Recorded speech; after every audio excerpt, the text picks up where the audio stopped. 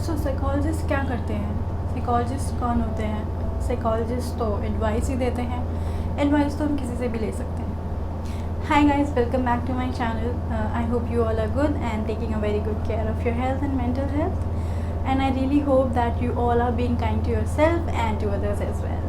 So आज की video में गाइस हम बात करने वाले हैं कि साइकोलॉजिस्ट कौन होते हैं, साइकोलॉजिस्ट के पास क्यों जाना चाहिए। तो साइकोलॉजिस्ट कौन होते हैं? साइकोलॉजिस्ट क्या करते हैं? एडवाइस देते हैं, हमारी बातें सुनते हैं। ये तो कोई भी कर सकता है। काउंसलिंग तो मैं भी बहुत अच्छे से करती हूँ। अक्सर हम लोगों को यही क्वेश्चंस जनरली साइकोलॉजिस्ट से रिलेटेड या काउंसलर से रिलेटेड सुनने के लिए मिलते हैं। सो गाइज़, आज की वीडियो में हम ये जानेंगे कि साइकोलॉजिस्ट एग्जैक्टली होते कौन हैं और वो उनका काम एग्जैक्टली होता क्या है। साइकोलॉजिस्ट कौन होते हैं ये समझने से पहले हम ये जान लेते हैं कि साइकोलॉजी क्या होती है। साइकोलॉजी यानी कि मन का विज्ञान। साइकोलॉजी की अगर डेफिनेशन की बात करें तो psychology is the science of और scientific study of human mind and behaviour.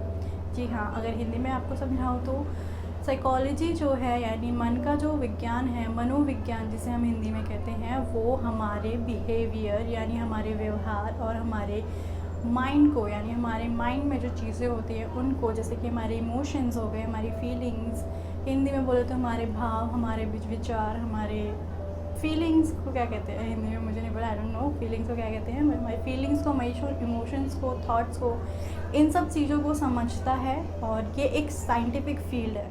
For example, मान लीजिए कि आपकी किसी से लड़ाई हो गई है और उसने आपसे बात करनी बंद कर दी है फॉर नो रीजन्स, तो आप हमेशा यही पूछेंगे खुद से कि यार उसने ऐसा क्यों किया, और उसने ऐसा क्यों किया तो वो क्या कहना चाहती थी, या उसका इस बिहेवियर से क्या मतलब है, वो ऐसा कैसे कर सकती है।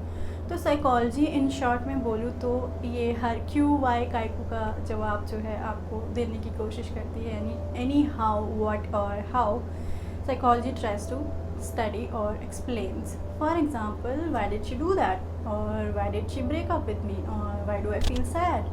इन सब क्वेश्चंस के आंसर जो है हमें साइकोलॉजी से मिलते हैं। और एग्जांपल्स की बात करें तो कि मैं कैसे अपने छोटे बच्चे को समझा सकती हूँ, हैंडल कर सकती हूँ, या how can I stop procrastinating, how can I manage my 2-year-old child to stop throwing tantrums.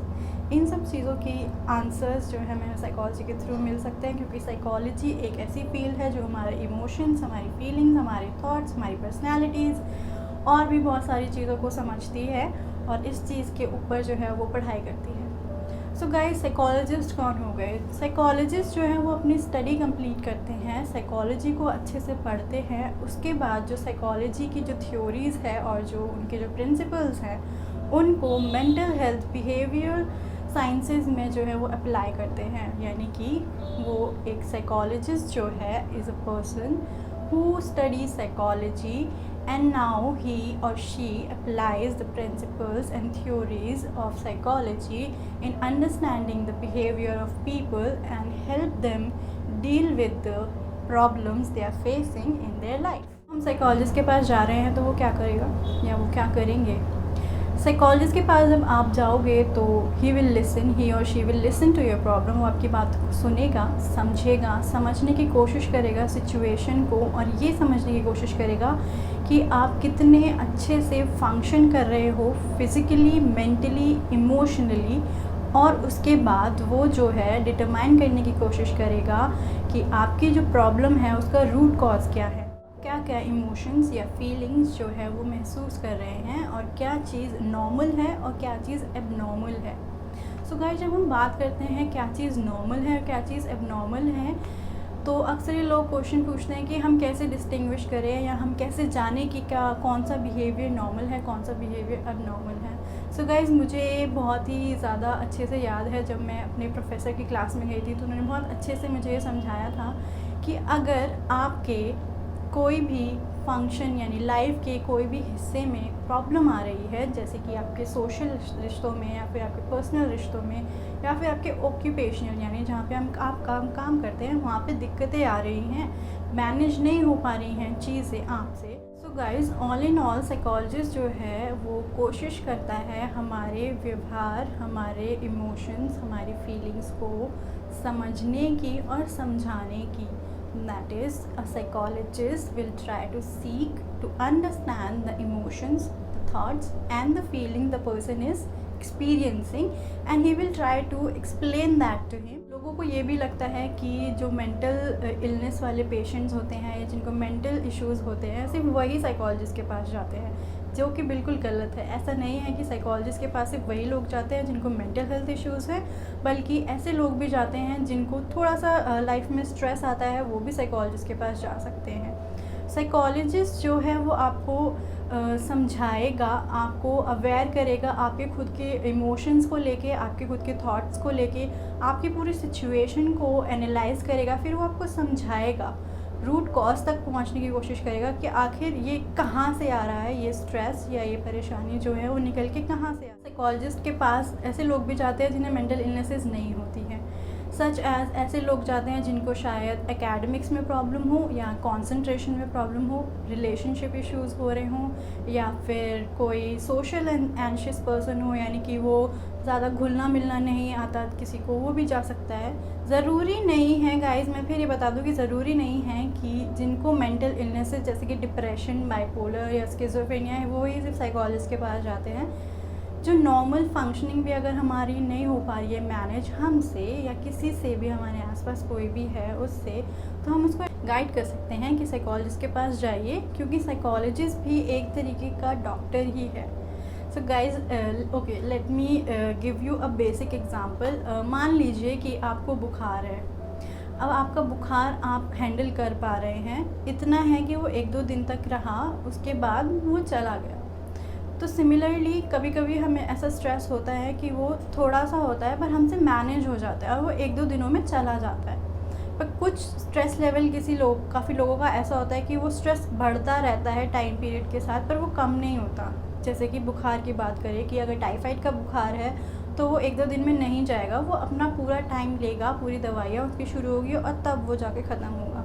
तो सिमिलरली अगर ऐसा स्ट्रेस या कोई भी परेशानी, दिक्कतें आपकी लाइफ में आ रही हैं जो कि आप खुद मैनेज नहीं कर पा रहे हैं, तब हमें एक साइकोलॉजिस्ट की हेल्प ज़रूर लेनी चाहिए। And it's normal, it's like very normal. जैसे कि ब्रेन अब हमारा ही हिस्सा है, जैसे कि हार्ट हमारा हिस्सा है, आंखें हमारी बॉडी का पार्ट हैं, उसी तरह ब्रेन भी हमारा ही बॉडी का पार्ट है और इसको समझता है एक साइकोलॉजिस्ट। अब हमारे बिहेवियर में कोई परेशानी आ रही है तो हम एक आंखों के डॉक्टर के पास तो नहीं जाएंगे, हम ऐसे डॉक्टर के पास जाएंगे जो हमारे दिमाग को या हमारे बिहेवियर और थॉट्स को समझ पाए और हमें बता पाए कि हम इसको कैसे ठीक कर सकते हैं। Lot of people also things that कि हम जो साइकोलॉजिस्ट जो होते हैं वो एडवाइस देते हैं। काउंसलिंग और एडवाइस देने में गाइस बहुत डिफरेंस है। काउंसलिंग इज़, हम काउंसलिंग करते हैं तो जो इंसान है, जो पेशेंट जो हमारे पास है, जो क्लाइंट हमारे पास आया है, हम उनको अवेयर करते हैं कि वो क्या सोच रहे हैं, कैसे सोच रहे हैं और उनकी इस सोच से उनको कैसे इफ़ेक्ट हो रहा है। On the other hand advice देना is a different thing. Advice देना, अगर आप मेरे पास आते हो, मैं आपको एडवाइस देती हूँ, तो मैं एडवाइस आपको वो दूँगी जो मेरे हिसाब से मुझे लगता है कि आपके लिए ठीक है। बल्कि काउंसलिंग में जबकि ऐसा नहीं होता है। काउंसलिंग में हम आपको गाइडेंस देते हैं कि आपके लिए क्या अच्छा है और क्या गलत है, सो दैट आप अवेयर हो कि मेरे लिए क्या सही है और क्या गलत है, और आप खुद डिसीजन लें, इसका डिसीजन खुद लें कि मैं क्या कर सकता हूँ। Guys, how to know that we need a psychologist and why should we go to a psychologist. तो सबसे पहले तो हमें जानने की कोशिश और समझने की कोशिश करनी है कि mental health is as important as our physical health. अगर हम गाइज आँखों की दिक्कत हो जाए तो एक आई स्पेशलिस्ट के पास जा सकते हैं। तो अगर हमारी लाइफ में कोई भी छोटी प्रॉब्लम या बड़ी प्रॉब्लम जिसकी वजह से हम फंक्शन नहीं कर पा रहे हैं और जिसकी वजह से हमारी सोशल लाइफ, हमारी ऑक्यूपेशनल लाइफ और हमारी पर्सनल लाइफ डिस्टर्ब हो रही है, तब हमें एक साइकोलॉजिस्ट के पास जाने की ज़रूरत है। साइकोलॉजिस्ट ही क्यों, काउंसलिंग या एडवाइस तो हमारा फ्रेंड भी हमें बहुत अच्छे से दे सकता है। तो गाइज़, काउंसलिंग या एडवाइस तो हमारा फ्रेंड बहुत अच्छे से दे सकता है और हाँ, वो हमें बहुत अच्छे से सुनता भी है और समझता भी है।